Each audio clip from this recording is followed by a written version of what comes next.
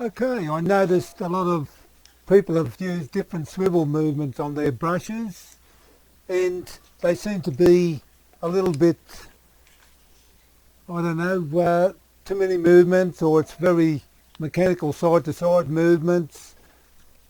Some have got knuckles, some have got quick locks like this one has, but they've got the movement a little bit away from the brush, or they're not directly over the brush, and if it is, they always wobble around. And this one being the most simplest movement, which has the movement directly over your scrubbing brush or your scrubbing tool. It can even be put on a doodle bug pad holder as well, instead of the normal floppy sort of movement they have. And I just thought I'd just show this simple movement, and I suppose that's about it.